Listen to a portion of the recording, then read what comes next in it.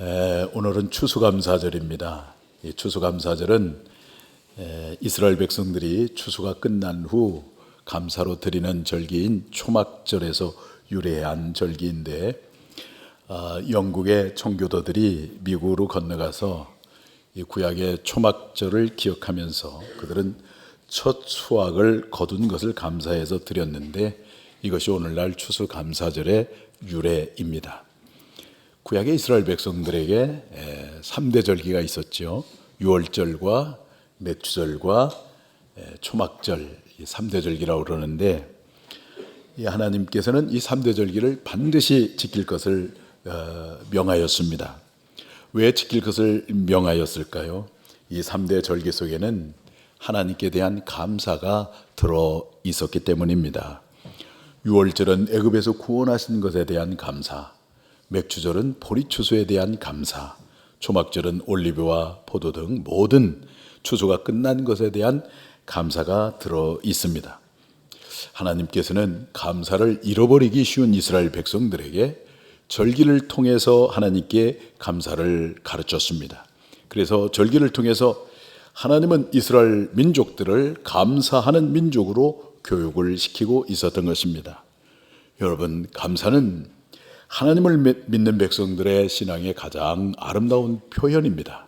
그리고 하나님을 가장 하나님답게 드러내는 것이고, 하나님 백성들이 가장 하나님 백성다워지는 것이 바로 감사입니다. 아무리 삶이 힘들고 고통스러워도 감사하는 성도의 삶을 사탄은 결코 무너뜨릴 수가 없는 것입니다. 그러므로 우리 그리스도인의 최고의 영적인 무기는 바로 감사입니다. 오늘 본문은 하박국 선지자의 감사의 찬미입니다. 그러나 오늘 본문을 보니까 감사라고 하는 단어는 나와 있지 않습니다. 그렇지만 이보다 더 아름다운 감사는 없습니다. 최고의 감사요, 하나님을 감동시키는 감사입니다. 여기에 성도의 참된 감사가 있습니다. 그러면 성도의 참된 감사는 무엇이겠습니까? 첫째는 없는 곳에서 드리는 감사입니다. 오늘 17절 말씀을 다 같이 한번 보겠습니다.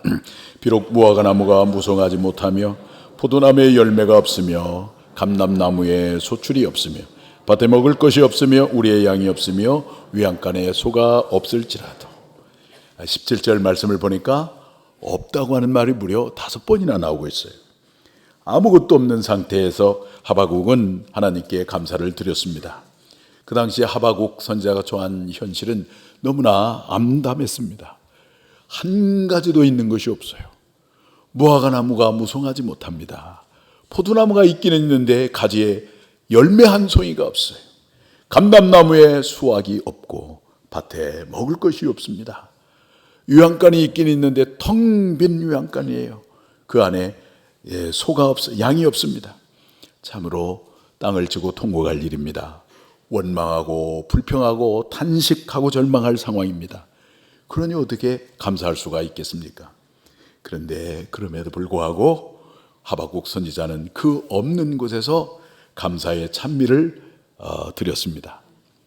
지난 주일 다니엘 기도회에 오셔서 간증해 주신 오은주 자매님이라고 계십니다. 다니엘 기도회에 나오신 분들은 느낄 거예요. 하나님의 큰 은혜가 임하고 있는 것을 여러분 느낄 텐데, 안 나오신 분들 한번 나와 보시기 바랍니다. 오늘 저녁에는 그 앞에 보시면은 심선미 자매님이라고, 이분 보니까 26년 동안 무당을 했어요. 무당을 하다가 어느 날 우연히 기독교 텔레비전 방송을 듣다가 그 방송을 통해서 회심을 했어요. 그리고 예수님을 믿고 무당을 버리고 이제 믿음 안에서 살고 있는데, 이분의 간증을 들으면 영적인 세계를 여러분이 잘 알 것 같아요. 오늘 8시 합니다. 오시기를 바랍니다. 우리 성도들이 꽉 차게 오셔서 지금 은혜를 받고 있는데, 그런데 그 오은주 자매님이 교회 오빠라고 하는 영화가 얼마 전에 있었거든요. 교회 오빠의 저자인데, 작년에 세상을 떠난 자신의 남편인 이관희 그 집사님의 교회 오빠의 주인공이죠. 그 이야기를 들려주었습니다. 이관희 집사님은 이렇게 그 좋은 대학을 나오고 또 장교로 제대를 하고 건강하게 살았거든요. 그리고 늘 말씀을 묵상하고 또 열심히 교회를 봉사하고 이제 그러던 형제였는데 34살에 몸이 아파서 병원에 가보니까 대장암 4기 판정을 받았어요. 다시 말하면 사형 선고를 받은 것이랑 마찬가지예요. 그래도 이관희 형제는 늘 기뻐하고 감사하고 그렇게 삶을 살았는데 어머니가 그 애지중지하던 그 아들이 이제 죽을 수밖에 없다고 하는 사실을 이제 인식을 하면서 너무 절망을 한 나머지 스스로 목숨을 끊어버리고 말았어요. 이게 고난이 겹치고 말았습니다. 어머니의 시신을 향하여 막 달려오더니 무릎을 꿇고 이관희 집사가 기도를 합니다. 하나님, 언제 제 병을 고쳐달라고 제가 기도했습니까? 어머니에게 평안만 달라고 기도했는데 이게 어찌 된 일입니까? 그동안 한 번도 울지 않았던 이관희 집사가 그때 펑펑 주저앉으며 눈물을 막 흘리는 거예요. 그런데 그러다가 갑자기 뭐라고 또 고백을 하냐면, 그러나 하나님 어떤 환난이 있어도 나는 하나님을 사랑하겠습니다. 어떤 어려움이 있어도 나는 하나님을 배반하지 않겠습니다. 그렇게 기도를 하는 거예요. 그러면서 하나님 사랑합니다. 그리고 그 어머니의 시신을 향해서 엄마 미안해, 엄마 사랑해. 그러면서 엄마의 눈을 이렇게 덮어줬어요. 부인인 오은주 집사는 그런 상황에서 어떻게 하나님을 찬양할 수가 있었겠는가, 어떻게 하나님을 원망하지 않을 수가 있었겠는가 의아해하고 있었는데, 어느 날 그 남편인 이관희 집사가 자기 섬기는 교회에서 간증하는 것을 듣고 깨달았다는 거예요. 이분이 이렇게 간증을 했답니다. 처음에는 그 엄마의 시신 앞에서 하나님 앞에 원망하는 마음으로 기도를 드리려고 했는데 자꾸만 성령님께서 어머님의 그 애통하심과는 비교할 수 없는 큰 애통하심과 그 성령님의 슬픔이 내 마음에 느껴졌고, 나의 애통하심을 담당하시는 저 십자가의 그 주님의 모습이 그려졌고, 그때부터 하나님을 원망할 수가 없었다고 그렇게 고백을 했다고 합니다. 그 이후로는 이관희 집사는 무조건 그의 기도는 감사요 찬송이었습니다. 그가 세상을 떠난 순간까지 그런 감사를 고백을 했습니다. 그가 남긴 감사 신앙, 모든 것을 잃어버린 것 가운데 드린 그 감사의 신앙이 오늘 우리로 하여금 눈물을 짓게 하고 있습니다. 여러분, 부요함 속에서의 감사 참 귀한 거지요. 사업이 잘 되었을 때 감사, 승진했을 때 감사, 좋은 대학에 합격했을 때 감사 참 귀한 겁니다. 그러나 여러분, 이보다 더 귀한 감사는 가난함 속에서 드리는 감사요, 실패 속에서 드리는 감사요, 모든 것을 다 잃어버림 속에서 드리는 감사입니다. 그 감사가 하나님을 감동시키는 거예요. 시편 52편 9절을 보시면 다윗의 감사를 보게 되는데 한번 읽어볼까요? 주께서 이를 행하셨으므로 내가 영원히 주께 감사하고 주의 이름이 선하심으로 주의 성도 앞에서 내가 주의 이름을 사모하리이다. 다윗이 내가 주께 영원히 감사하리로다 이렇게 고백을 하고 있는데, 이때의 다윗의 상황은 참으로 참담한 상황이었어요. 사울에게 쫓기는 상황이었는데 사울의 신하인 도액이라고 하는 사람이 사울에게 지금 다윗이 저 제사장 아히멜렉의 집에 숨어 있습니다 라고 신고를 했어요. 그러니까 다윗은 지금으로 말하면 도가나에 든 쥐나 마찬가지예요. 죽음이 너무나 가까이 와 있어요. 그럼에도 불구하고 다윗이 내가 주께 영원히 감사합니다 라고 이렇게 감사를 고백하고 있습니다. 사울에게 쫓겨서 3일을 굶었습니다. 가드 왕 아기스라고 하는 그 왕 앞에서 수염의 침을 질질 흘리며 대문을 그적거리고 빚진 사람 신용을 하면서 겨우 목숨을 부지하던 최악의 상황이었습니다마는 그 속에서 다윗은 내가 주께 영원히 감사하나이다 하면서 감사를 드렸어요. 다윗은 지금 가족을 다 잃었습니다. 동료들은 뿔뿔이 다 흩어졌습니다. 그리고 먹을 것도 다 떨어져 버렸습니다. 죽음만이 그를 기다리고 있어요. 아무것도 없는 절망적 상황입니다. 그런데도 다윗은 내가 주께 영원히 감사하리로다 하면서 감사했어요. 무엇이 있어서 감사한 것이 아닙니다. 성공해서 감사한 것이 아닙니다. 잘 풀려서 감사한 것도 아닙니다. 아무것도 없는 상황인데 하나님 앞에 진심으로 감사를 드렸는데 이 감사가 하나님을 감동시킨 거예요. 그래서 하나님이 그 다윗을 주목하시고 다윗과 늘 동행해 주시고 훗날에 이 다윗을 얼마나 존귀하게 해 주셨습니까? 있을 때 감사하는 것, 넘칠 때 감사하는 것, 잘 될 때 감사하는 것 물론 소중한 것입니다마는 오늘 하박국 선지자처럼 그리고 이관희 집사님처럼 다윗처럼 없어도 감사함으로 진정 하나님을 감동시키고 사탄이 감당할 수 없는 참된 성도가 되기를 주님의 이름으로 축원합니다. 성도의 참된 감사는 무엇입니까? 첫째는 없는 곳에서 드리는 감사입니다. 둘째는 큰 고난 속에서의 감사입니다. 오늘 16절 말씀을 다 같이 한번 보겠어요. 시작. 내가 들었으므로 내 창자가 흔들렸고 그 목소리로 말미암아 내 입술이 떨렸도다. 무리가 우리를 치러 올라오는 환난 날에 내가 기다림으로 썩이는 것이 내 뼈에 들어왔으며 내 몸은 내 처소에서 떨리는도다.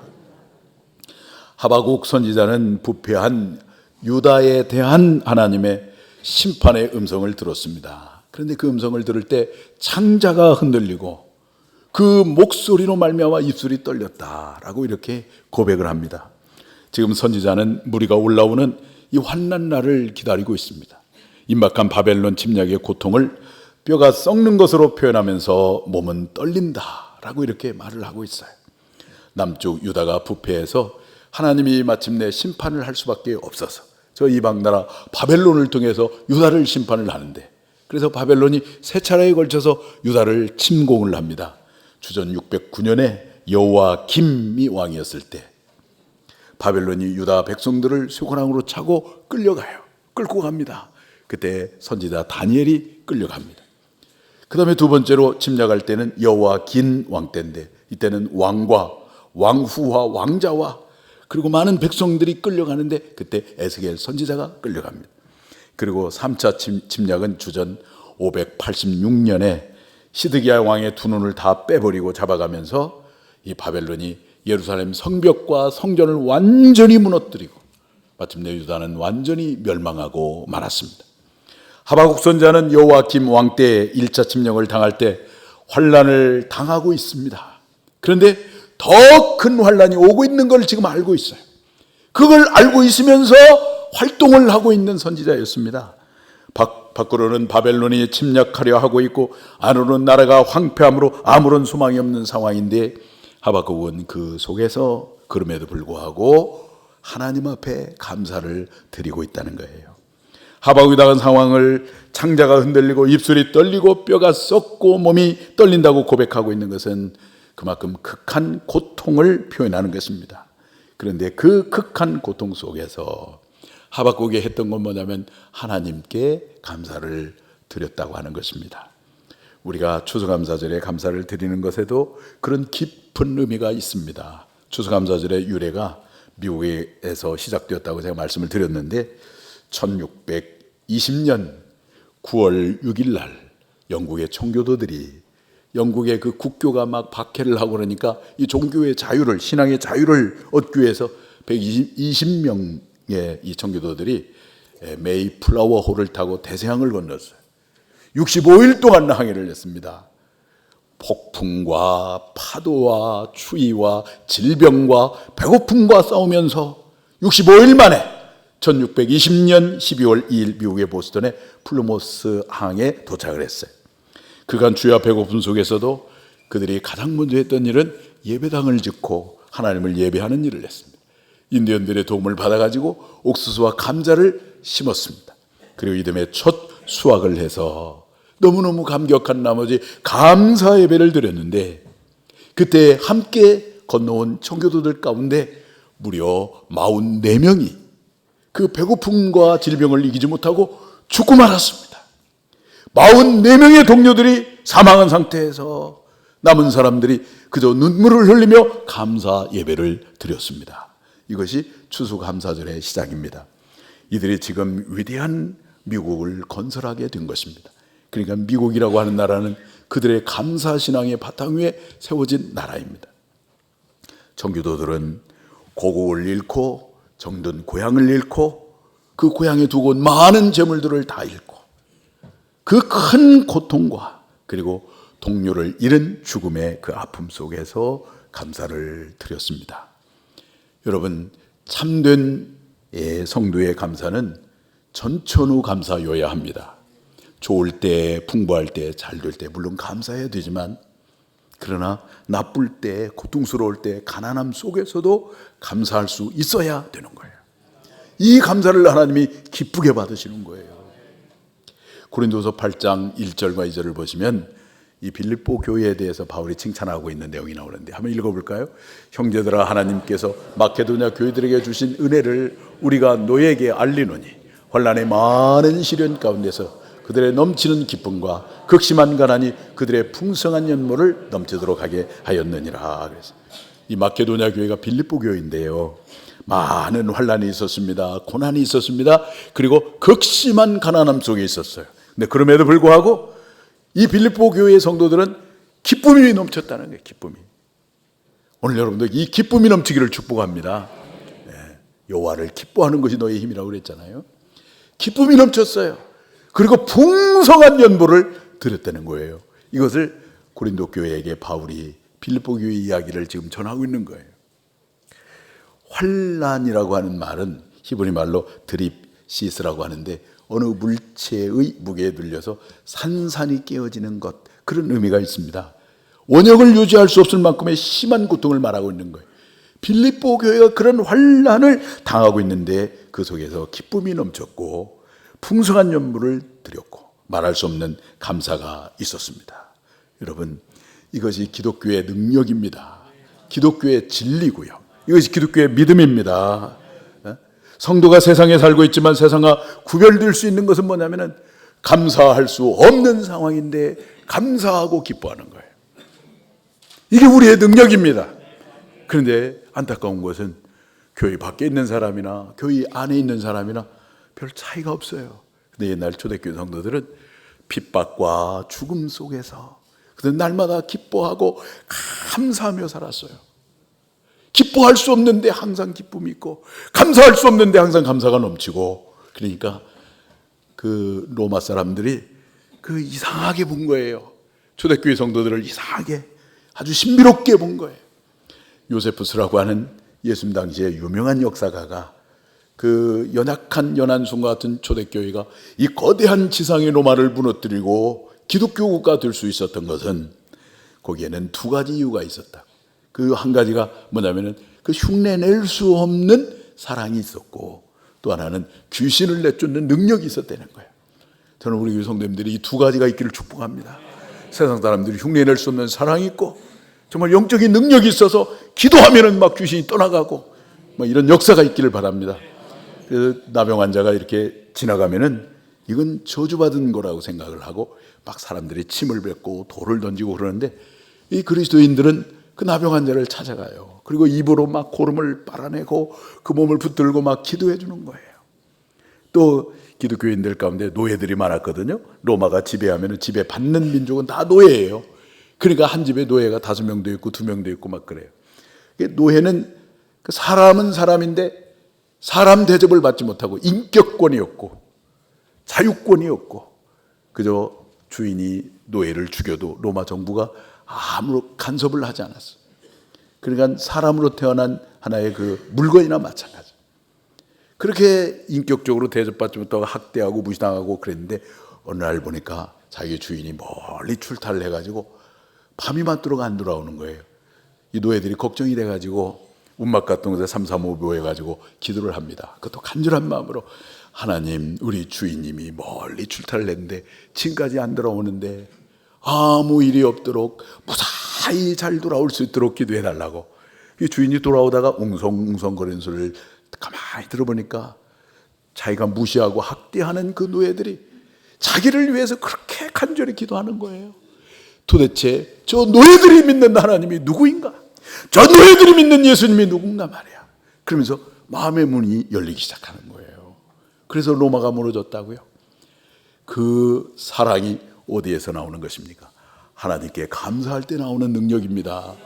이게 우리의 능력이에요. 감사할 때 나오는 능력이에요. 여러분 고난 가운데 계십니까? 그 고난 속에서도 오히려 더 감사함으로 참된 복음의 능력이 오늘 여러분에게로 나타나기를 주의 이름으로 축복합니다. 성도의 참된 감사는 무엇입니까? 첫째, 없는 곳에 드린 감사요. 둘째는 큰 고난 속에서 감사요. 세 번째는 하나님 때문에 드리는 감사입니다. 오늘 18절 말씀 다 같이 한번 보겠습니다. 나는 여호와로 말미암아 즐거워하며 나의 구원의 하나님으로 말미암아 기뻐하리로다. 여기 여호와로 말미암아 즐거워하며 이 말은 하나님 때문에 감사하며 이 말입니다. 하박국 선자는 육적으로 볼 때 감사할 것이 한 가지가 없었습니다. 절망과 좌절뿐이었습니다. 그렇지만 하박국 선지자는 하나님 때문에 감사했어요. 하박국의 신앙은 다 없어도 하나님 계시면 되고, 다 떠나도 하나님 계시면 되고, 다 잃어도 하나님만 계시면 되는 그런 신앙이었습니다. 그러기에 하박국 선지자는 여호와로 말미암아 감사하다고 고백하고 있는 것입니다. 우리 성도들이 어려움과 가난함과 큰 고난 속에서 감사할 수 있는 이유가 바로 무엇입니까? 하나님 때문 아니겠습니까? 우리가 하나님의 은혜로 구원을 받고 그 하나님을 믿어서 하나님이 나의 아버지가 되고 나는 하나님의 자녀가 되었다고 하는 것, 이것은 그야말로 우주적인 축복이에요. 모든 것을 내가 다 얻고 누리고 있는데 만약에 구원을 받지 못했어요, 하나님의 자녀가 되지 못했어요, 이게 도대체 무슨 의미가 있다는 말입니까? 그럼 모든 걸 다 없어도 내가 하나님의 자녀가 되고 만물을 창조하시고 운행하시는 하나님이 나의 아버지가 되었다고 하는 건, 이건 우주적 축복이에요. 하나님 주신 모든 은혜를 누리는 자이기 때문입니다. 그렇잖아요. 우리가 자연을 누리고 건강을 누리고 오곡백과를 누리는 축복, 여러분 아십니까? 전주가 천년고도의 도시라고 하는 것을 천년고도인 이 전주에서 자라서 여기에서 지금 삶을 살고 있는 것도 축복인 것을 믿으시기를 바랍니다. 그런가 하면 평생을 우리가 하나님의 보호를 받고 하나님의 인도하심을 받고 하나님이 나를 책임져 주시다가 우리를 천국으로 인도하잖아요. 얼마나 큰 축복이에요. 여러분, 나라고 하는 존재는 내가 느끼는 나가 아니라 하나님이 말씀하시는 그 말씀이 여러분이에요. 나의 감정의 기복에 따라서 내가 어떻고 내가 저렇고 그런 게 아니라 하나님이 말씀하시는 나가 진정한 나인데, 하나님이 여러분을 향해서 뭐라고 말씀하시냐 아십니까? 에베소 5장 1절에 보면 하나님의 사랑받는 자녀다 이렇게 말씀하세요. 그런가 하면 에베소 2장 10절에 보면 하나님의 작품이다 이렇게 말씀합니다. 우리는 상품이 아닙니다. 상품은 값이 있잖아요. 그러니까 비교하고 비교당하는 거예요. 근데 작품은 값이 없음이에요. 비교할 수가 없어요. 독특한 하나님의 작품으로 하나님이 여러분을 만드셨어요. 그런가 하면 오늘 여러분은 사망에서 생명으로 옮겨져서 지옥에서 천국으로 옮겨져서 여전히 천국 안에 사는 천국의 백성이라고 지금 하나님이 말씀하고 있다고요. 그게 여러분이에요. 얼마나 큰 축복입니다. 그러니까 우리는 다 없어도 하나님 때문에 감사할 수가 있는 것이죠. 유명한 성 프란시스는 사실은 부잣집에서 태어나고 자랐는데 어느 날 예수님을 믿고 자기가 가진 재산들을 다 가난한 사람들에게 나누어주고 스스로 가난한 자가 되었어요. 그래서 가난한 성자가 되었는데 그가 부른 태양의 노래라고 하는 기도문을 보니까 이런 감사가 있습니다. 주여, 햇빛을 나에게 주신 것 감사드립니다. 주여, 저 달을 나에게 비춰주심을 감사드립니다. 주여, 저 별을 볼 수 있게 해주심을 감사드립니다. 주여, 들의 오곡백과를 주심을 감사드립니다. 주여, 대화를 나눌 수 있는 형제 자매를 주심을 감사드립니다. 그리고 맨 마지막에 사랑스러운 나의 자민너 죽음이여, 이 죽음을 인하여 나는 하나님 앞에 감사드립니다. 이 성 프란시스가 아무나 볼 수 있는 거잖아요. 햇빛과 달빛과 별빛 다 볼 수 있잖아요. 아무나 볼 수 있는 이 햇빛과 달빛과 별빛을 보고 감사할 수 있었던 것, 그리고 죽음마저도 감사할 수 있었던 것은 무엇 때문일까요? 바로 하나님 때문이죠. 하나님 때문. 하박국 선지자는 없는 곳에서 감사하고 환난과 고통 속에서 감사했습니다. 그가 그렇게 감사할 수 있었던 것은 하나님이 나의 전부이고 하나님이 나의 구원이시고 하나님이 나의 생명이기 때문에 감사할 수가 있었습니다. 그렇기 때문에 하박국 선지자가 이렇게 노래합니다. 19절 말씀 한번 보겠어요. 시작. 주 여호와는 나의 힘이시라. 나의 발을 사슴과 같게 하사 나를 나의 높은 곳으로 다니게 하시리로다. 이스라엘의 사슴은 메마르고 가파르고 높은 광야에 살고 있습니다. 사슴이 그런 가파르고 높은 광야를 이 발이 가볍기 때문에 사뿐사뿐 뛰어다니면서 잘 걸을 수 있는 것처럼 우리가 하나님으로 인하여 기뻐하고 즐거워하고 감사할 때 하나님께서 그런 여러분에게 영적인 힘을 주시기 때문에 고난과 시련의 이 환경을 초월하여 우리로 하여금 사슴처럼 높은 곳을 다니게 하신다는 거예요. 높은 곳을 다니게 하는 것이 무엇일까요? 환경을 초월하여 기뻐하고 즐거워하며 살아가는 초자연적인 삶을 말하는 거예요. 천국을 누리는 삶을 말하는 거예요. 환경이 좋아서가 아니에요. 삶의 조건이 좋아서가 아니에요. 그냥 기뻐하고 감사하고 찬양하며 사니까 하나님께서 나에게 영적인 힘을 부어주시니까 기막힌 이 삶 속에서도 다른 사람이 흉내낼 수 없는 기쁨이 있습니다. 천국을 누리며 삽니다. 초자연적인 삶을 사는 거예요. 그게 사슴의 발과 같이 높은 곳으로 다니게 한다는 거예요. 하박국의 그런 찬송과 감사를 받으신 하나님께서 마침내 이스라엘을 포로된 지 70년 만에 해방시켜 주셨고 훗날의 메시아 예수 그리스도를 보내주셔서 오늘 우리를 죄에서 구원해 주시고 우리를 새 이스라엘로 하나님의 새 언약의 백성으로 우리를 삼아 주셨습니다. 여러분 그렇습니다. 우리의 삶이 광야 같은 삶일지라도 우리가 하나님을 찬양하고 감사한다면 하나님이 우리의 힘이 되어주시고 보장이 되어주시고 영원한 소망이 되어주시기 때문에 우리는 그 속에서 영적인 부요함과 기쁨과 풍요를 누리며 살아갈 수가 있을 것입니다. 이것이 없음과 고난 속에서 오직 하나님으로 말미암아 감사하는 자에게 주시는 놀라운 축복인데 오늘 저와 여러분들이 이와 같은 축복을 누리며 살아가는 모두가 되기를 주님의 이름으로 축원합니다.